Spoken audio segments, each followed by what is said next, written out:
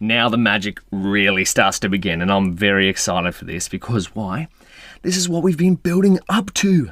We've been training, we've been doing a whole bunch of code, we've been working with data, we've been filling missing data, we've been turning it into numbers, we've been training countless machine learning models. Well, actually, probably about 5 or 6 in this notebook. But now we're finally going to use a trained machine learning model to make some predictions, right? This is where the magic in machine learning really comes down to, right?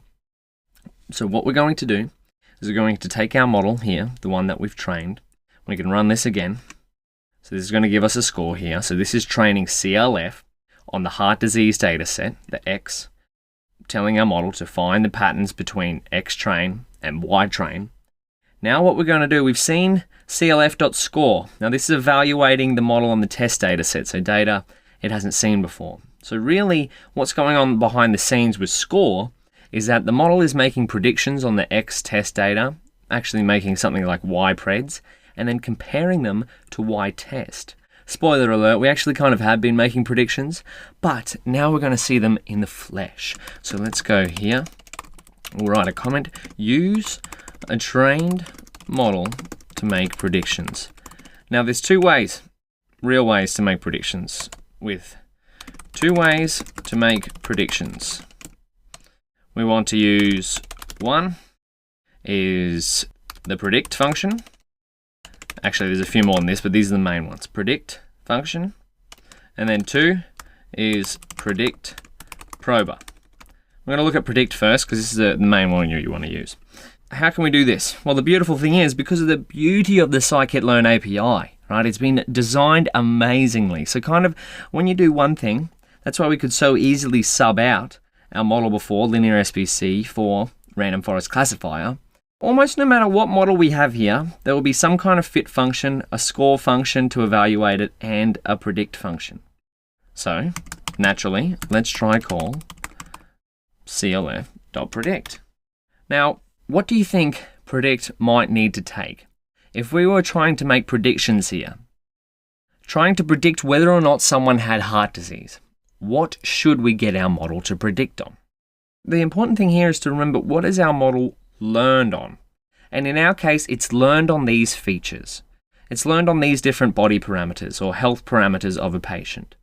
And so it makes sense that predict function, in order for our machine learning model to make a prediction, it has to be passed similar data, actually the exact same data or same format of data that it has learned on. So let's give an example. This doesn't work. We'll make one that doesn't work to begin with. np.array, and we'll put some random stuff in here. 1, 7, 8, 4, well actually 3, 4. I was looking at 4, but press. Anyway, long story short, shift enter. This doesn't work. Why is that? Value error. Let's go down here. Expected 2D array, but got 1D array instead. It showed us our array. We put in there. Reshape your data using either array.reshape if your data has a single feature or array.reshape 1, -1 if it contains a single sample. But what we can do, we have some data in the correct shape already, and that's in the form of X test. So let's see. Let's remind ourselves before we pull the trigger, the shape of X test. Because remember, our model has trained on the training data and it has never seen the test data before. So if we want to make predictions, it has to be in this shape. So let's do it. What does this look like? What does this remind you of when we're making predictions here? Maybe not too much because it's just an array of zeros and ones, and that's all right if you're thinking that. But if we have a look at Y test, we've actually got the exact same thing. Maybe if we go np array, see if it'll format in the exact same way. Boom, there we go. So now, what we've done is we've made predictions on the test data to predict whether someone or not has heart disease, so 0 or 1. Now our labels are in the same format as our test labels. So our predictions are in the same format as our test labels. Now that's a bit of a mouthful, but you'll see why this is important. So now we can compare the predictions to the truth. In our case, this is the truth, right? The test labels. This is where we split our data set up above here. We split it here. And these are our predictions. So this will make a little bit more sense here once we put it in code. So compare predictions to truth labels to evaluate the model.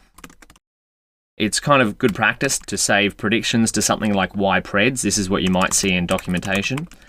clf.predict x test. And now what we're going to do is np mean ypreds equals y test. Boom. So now what are we doing here? We're making predictions here with our model, and we're comparing the predictions to the ground truth labels. Actually, I'm using a different word here, ground truth. That's another name for y. So I'm comparing it to the truth labels from our original data set. Take that down.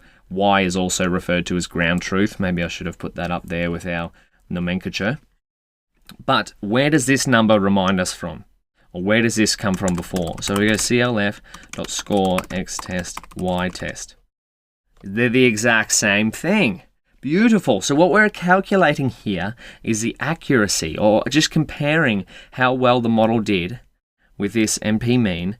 We're going, hey, for each sample in here, did our model actually predict that label? So we can go through it manually and go 0, 0, yep, 1, oh, I got that one wrong, got that one right, got that one right, got that one right. And we could go on that. You could imagine if you had thousands and thousands of different labels. So we're not going to do that manually, as if we would ever do that.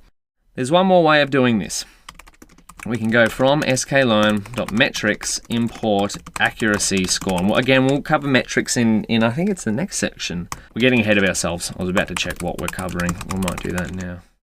Yep, evaluating a model is the next section. But for now, check it out here. Accuracy score, y test, y preds. Now, what do you think this will come up with if we're checking the accuracy score? If we go back here and press Shift Tab, returns the mean accuracy on the given test data and labels. So now, if we run this, boom, same thing. So 3 different ways here of doing the exact same thing. If we go here, y true, see that's where I got the true name from, right? The ground truth. In our case, our y true labels, or the labels that came with our data set, are in the test data, and our prediction labels are saved to ypreds. They've used ypred here in the doc string.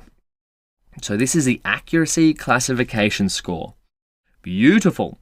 So that is one way to make predictions with our classification model.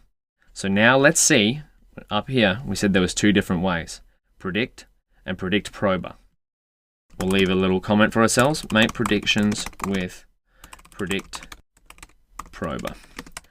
Now I'm going to save this for the next video, right, to make sure this one doesn't get a bit too long. But otherwise, I'll have a little practice with making some predictions, seeing if you can call the predict function with X dataset in the same format as the data that it's trained on.